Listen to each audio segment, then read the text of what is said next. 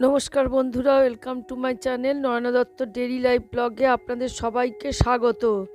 যন্ত্রণাদায়ক ঋতুস্রাব অনেকেরই হয়। জরায়ুতে যদি ফাইব্রয়েড বাসা বাঁধে তাহলে অতিরিক্ত রক্তক্ষরণ শুরু হয়, ফলে পেটে ব্যথা আরও বাড়ে। এই সময় ওষুধের চেয়ে ভালো কাজ হয় যোগাসন। এতে সমস্যা তো দূর হয়ই, ঋতুস্রাব ধীরে ধীরে নিয়মিত হয়ে যায়। জরায়ুতে ফাইব্রয়েড থাকলে ঋতুস্রাবের সময় পেটের যন্ত্রণা প্রবল হতে পারে। ফাইব্রয়েড অনেক মেয়েরই সমস্যা। এর কারণে যন্ত্রণাদায়ক ঋতুস্রাব, পেট, কোমরে ব্যথা, সন্তান ধারণের সমস্যা হতে পারে। এই দূর করার জন্য ট্রান্সভ্যাজাইনাল আল্ট্রাসোনোগ্রাফি করলে ফাইব্রয়েড ধরা পড়ে। ফাইব্রয়েড আসলে জরায়ুর ভেতরে বাসা বাঁধা এমন এক ধরনের টিউমার, যার কারণে অধিক রক্তক্ষরণ হয়। তাই জরায়ুর ফাইব্রয়েডের চিকিৎসা সময় মতো করতে হবে। পাশাপাশি কিছু যোগাসন করলে উপকার হয়। জরায়ুর যে অংশ থেকে ঋতুস্রাব হয় তাকে বলে মিউকাস। সাবমিউকাস ফাইব্রয়েডেরই বেশি মহিলা আক্রান্ত হয়। এর ফলে ঋতুস্রাবের সময় পেটে তীব্র যন্ত্রণা হয়।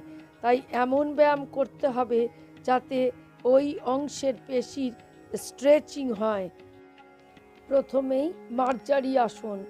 এই মার্জারি আসন নিয়মিত যদি অভ্যাস করেন তাহলে এই যন্ত্রণা অনেক অংশে কম হবে এবং ধীরে ধীরে নিয়মিত ঋতুস্রাব হবে। এই মার্জারি আসন অন্তত 5 বার করতে হবে 5 মিনিট ধরে। হাত ও পায়ের সমান দূরত্ব রেখে শ্বাস নিতে নিতে মুখ তোলা, শ্বাস ছাড়তে ছাড়তে মুখ নিচু করা। এইভাবে পিঠটাকে উঁচু করে ধরে থাকা। এবার বদ্ধ কোণাসন। আস্তে আস্তে পা দুটোকে কাছে টেনে নিয়ে আসতে হবে জনিদারের কাছে। এইভাবে মাথাটা ধীরে ধীরে একদম ঠেকে যাবে। যদি না ঠেকেও যায় মাথা নিচু করে থাকলেও হবে, মেরুদণ্ড কিন্তু সোজা থাকবে। এইভাবে আপনাকে 2 মিনিট এই বদ্ধ কোণাসন ধরে রাখতে হবে। এটি বদ্ধ কোণাসন। এইভাবে ধরে আপনাকে 2 মিনিট, যদি 2 মিনিট ধরে রাখতে না পারেন 1 মিনিট করে করলেও হবে। এরপর বদ্ধ কোণাসন ওইভাবেই বসে আস্তে আস্তে হাতটাকে মাটিতে টান করে এইভাবে থাকতে হবে।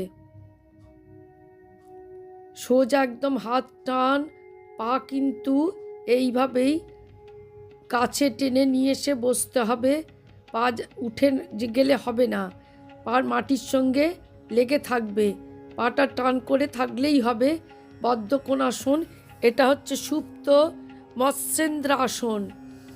সুপ্ত মৎস্যেন্দ্রাসন। আস্তে আস্তে সোজায় শুয়ে একটা পা ডান পাকে বাঁ দিকে, বাঁ পাটাকে ডান দিকে এইভাবে ক্রস করে রেখে যেদিকে পাটা পড়েছে সেই দিকের হাতের সঙ্গে হাঁটুটা ধরে থাকতে হবে, আর মুখটা থাকবে উল্টো দিকে।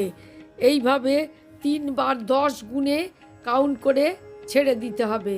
এইভাবে হাঁটুটাকে মাটির দিকে টেনে রাখতে হবে, কিন্তু ঘাটটা থাকবে উল্টো দিকে। সুপ্ত অর্ধ মৎস্যেন্দ্রাসন।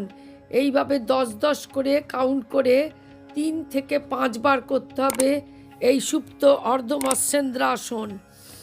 প্রতিদিন অভ্যাস করুন। আপনাদের পিরিয়ডের যে ব্যথা যন্ত্রণা আস্তে আস্তে ঠিক হয়ে যাবে এবং নিয়মিত অভ্যাস করলে আপনাদের যে পিরিয়ডের সমস্যা এটা দূর হবে। ওষুধের সঙ্গে সঙ্গে আপনাদের কিন্তু যোগাসনই একমাত্র এই সমস্যা থেকে মুক্তি দিতে পারে। আজ এই পর্যন্ত। নমস্কার।